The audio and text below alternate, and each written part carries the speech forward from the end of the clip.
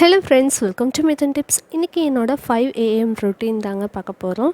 காலையிலேருந்து ஆஃப்டர்நூன் வரைக்கும் என்னெல்லாம் செஞ்சனோ அதனுடைய வீடியோஸ் தான் நான் இன்றைக்கி அப்லோட் பண்ணியிருக்கேன். மார்னிங் பார்த்திங்கன்னா இன்றைக்கி ஃப்ரைடே அப்படிங்கிறதுனால 5 மணிக்கு எழுந்திரிச்சாச்சு.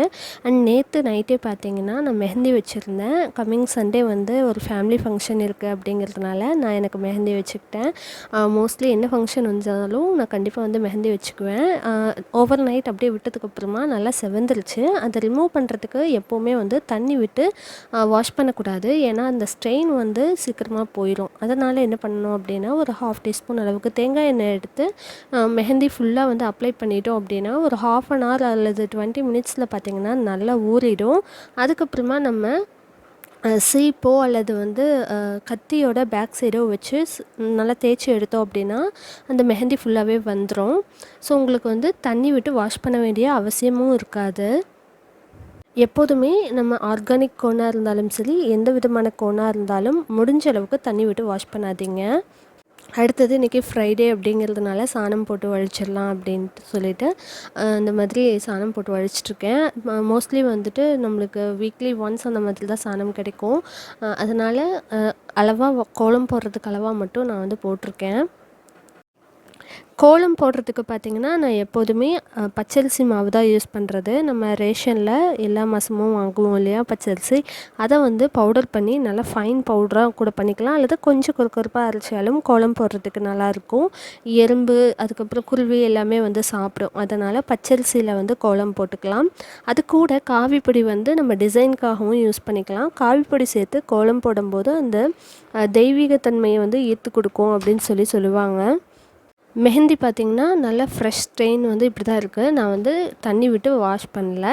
தேங்காய் எண்ணெயில் நான் சொன்ன மாதிரி அப்ளை பண்ணி நல்லா ஊற விட்டதுக்கப்புறமா அந்த மாதிரி சீப்பை வச்சு நல்லா பேக் சைடு வச்சு தேய்ச்சி எடுத்தாச்சு. இந்த மாதிரி நல்லா நீட்டாக வந்திருக்கு. அடுத்து பார்த்திங்கன்னா காலையில் இந்த வாசல் தெளித்து கோலம் போட்டதுக்கப்புறமா முதல் வேலை டீ குடிப்பேன். கண்டிப்பாக வந்துட்டு அந்த டீ குடிக்கலன்னா வேலையே ஓடாது. அது அப்படியே எனக்கு பழகிடுச்சு.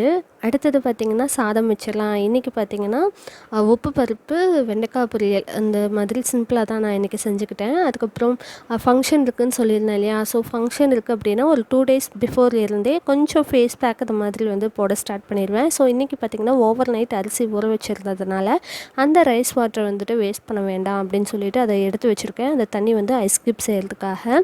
ஸோ சாதம் வந்து ஃபஸ்ட்டு வச்சு விட்டுருவேன். அதுக்கப்புறமா பார்த்திங்கன்னா துவரம் பருப்பு வந்து ஒரு கிளாஸ் அளவுக்கு எடுத்துகிட்டு அதில் 1/4 டீஸ்பூன் அளவுக்கு மஞ்சள் தூள், தண்ணி, அதுக்கப்புறமா ஒரு 1/2 டீஸ்பூன் அளவுக்கு மிளகாய்த்தூள், ஒரு தக்காளி சின்னதாக கட் பண்ணி சேர்த்திருக்கேன். இதை வந்துட்டு ஒரு 3-4 விசில் இந்த மாதிரி விட்டு எடுத்துக்கலாம். உப்பு பருப்பு பார்த்திங்கன்னா ரொம்ப சிம்பிளாக தான் செய்கிறது. நம்ம வந்து இன்றைக்கி கோயிலுக்கு போக வேண்டிய வேலையும் இருக்குது அப்படிங்கிறதுனால ரொம்ப சிம்பிளான மெனு வந்துட்டு நான் ப்ரிப்பேர் பண்ணியிருக்கேன்.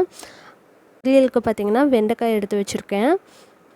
அதுக்கப்புறம் டெய்லியும் பார்த்திங்கன்னா ஜீ தமிழில் இவரோட ராசி பலன் பார்த்தா தான் எனக்கு அன்றைக்கி நாளே ஓடும். அந்த மாதிரி ஒரு அடிக்ட்டுன்னே சொல்லலாம். டெய்லி இவரோட அந்த பாசிட்டிவான பேச்சு கேட்டால் தான் அந்த டேவே என்னமோ நல்லா ஒரு ஃபுல்ஃபில்லாக இருக்க மாதிரி ஒரு ஃபீலு.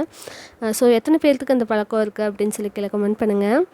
அதுக்கப்புறமா வெண்டைக்காய் பொரியலுக்கு ஒரு வானலில் கொஞ்சமாக தேங்காய் எண்ணெய் விட்டு கடுகு, கடலைப்பருப்பு, சின்ன வெங்காயம், கருவேப்பிலை சேர்த்திருக்கேன். பொரியலுக்கு வந்து சின்ன வெங்காயம் சேர்த்தப்போது இன்னுமே டேஸ்டியாக இருக்கும். அதுக்கப்புறமா பொடியை கட் பண்ணி வச்சுருக்க வெண்டைக்காயும் இது கூட சேர்த்திடலாம். மோஸ்ட்லி வெண்டைக்காய் பொரியல் பண்ணணும் அப்படின்னா நம்ம நைட்டே கட் பண்ணி வச்சுருக்கும் போது அந்த வழுவழுப்பு வந்து சுத்தமாக போயிடும். பட் நான் நைட் கட் பண்ணி வைக்கல. ஸோ கொஞ்சம் குக் ஆகிறதுக்கு டைம் எடுத்தது.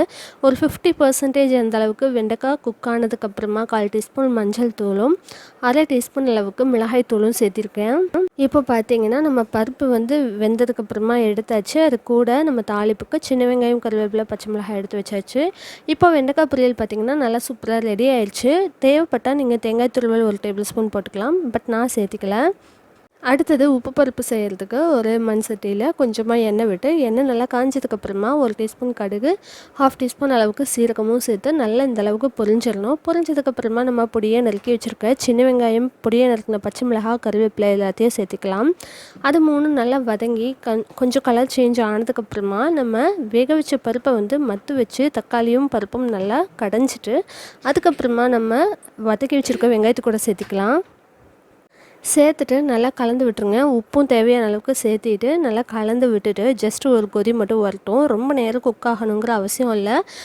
ஏன்னா இது வந்து நம்ம ஏற்கனவே எல்லாமே குக் பண்ணியாச்சு. இதில் புதுசா அடிஷ்னலாக எதுவும் ஆட் பண்ணல அப்படிங்கிறதுனால அதிகமாக ரொம்ப நேரம் கொதிக்க வேண்டியதில்லை. ஜஸ்ட் ஒரு கொதி வந்ததும் ஒரு கொத்து நம்ம மல்லித்தழையும் சேர்த்துட்டு நல்லா கலந்து விட்டு ஸ்டவ் ஆஃப் பண்ணிடலாம். ஸோ இன்றைக்கோட பிரேக்ஃபாஸ்ட் அவ்வளோதான், சிம்பிளாக ரெடி ஆயிடுச்சு. அதுக்கப்புறம் நம்ம ஃபஸ்ட்டே வந்து ரைஸ் வாட்டர் எடுத்து வச்சுருந்தோம் இல்லையா, அதை வந்துட்டு நம்ம இப்போது ஐஸ் ட்ரேயில் ஊற்றிடலாம். இது வந்து நம்ம காலையில் ஊற்றி வச்சோம் அப்படின்னா நைட் வந்து இது ரெடி ஆயிரும்.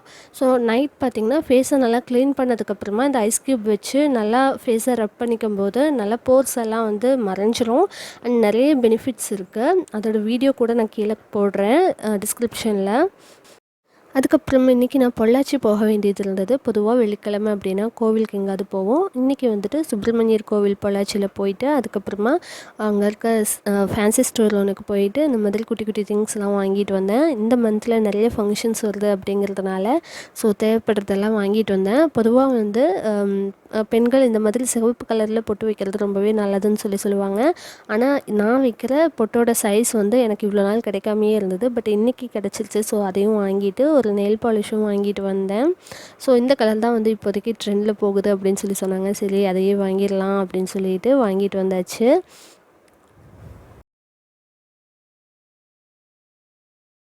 அடுத்ததாக ஒரு new beginning in my life அப்படின்னே சொல்லலாம். பிஃபோர் மேரேஜ் வந்துட்டு நான் ஜாப் போயிட்டுருந்தேன், ஐடியில் இருந்தேன். அதுக்கப்புறமா ஜாப் குவிட் பண்ணதுக்கப்புறமா நான் எங்கேயும் போகலை, வீட்டிலேயே தான் இருந்தேன். நான் ஸ்கூல் படிக்கும்போது இருந்தே வந்து மெஹந்தி நல்லா போடுவேன். நிறைய வந்து ப்ரைடலுக்கும் போட்டு விட்டுருக்கேன். சரி ஏன் நம்ம அதை வந்து ப்ரொஃபஷனாக சூஸ் பண்ணக்கூடாது அப்படின்னு சொல்லிட்டு ஒரு ப்ரொஃபஷன் கோர்ஸும் கூட படித்தேன். ஒரு லீடிங் ஆர்டிஸ்ட்கிட்ட வந்துட்டு கோர்ஸும் படித்தேன்.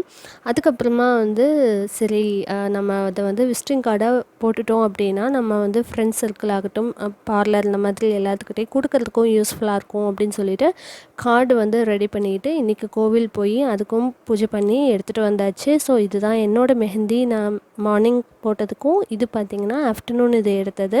நல்லா வந்துட்டு ஸ்ட்ரெயின் வந்திருக்கு. அண்ட் டிசைன் ஆல்சோ உங்களுக்கும் பிடிச்சிருக்கோன்னு நினைக்கிறேன். நீங்கள் யாராவது வீடியோ பார்க்குறவங்க பொள்ளாச்சி, கோயம்புத்தூர், உடுமல்பேட் சைடு இருந்தீங்க அப்படின்னா உங்களுக்கு வந்து ப்ரைடல் சர்வீஸ் தேவைப்பட்டது அப்படின்னா என்னோடய இன்ஸ்டா ஐடி பார்த்திங்கன்னா மோனிஷா ஆர்டிஸ்ட்ரி அப்படின்னு சொல்லிட்டு இருக்குது. ஸோ கண்டிப்பாக செக் பண்ணி பாருங்கள். ரொம்பவே அஃபோர்டபுள் ரேஞ்சில் தான் வந்துட்டு நான் மெஹந்தி போட்டுட்ருக்கேன். ஸோ உங்களுக்கு தேவைப்பட்டது அப்படின்னா எனக்கு டிஎம் பண்ணுங்கள். ஸோ இந்த வீடியோ உங்களுக்கு யூஸ்ஃபுல்லாக இருந்திருக்கும் அப்படின்னு நினைக்கிறேன். மார்னிங் வந்துட்டு ரொம்ப சிம்பிளான ரெசிபி செஞ்சதையும் அப்லோட் பண்ணியிருந்தேன். அண்ட் மை ரொட்டீன் ஒர்க்கும் வந்துட்டு அப்லோட் பண்ணியிருக்கேன். ஸோ உங்களுக்கு இந்த வீடியோ பிடிச்சிருந்தது அப்படின்னா லைக், ஷேர் அண்ட் கமெண்ட் பண்ணுங்கள். இன்னும் இது போல் என்ன மாதிரியான வீடியோஸ் வேணும் அப்படின்னும் கூட கீழே கமெண்ட் பண்ணுங்கள். ஸோ தேங்க்ஸ் ஃபார் வாட்சிங்.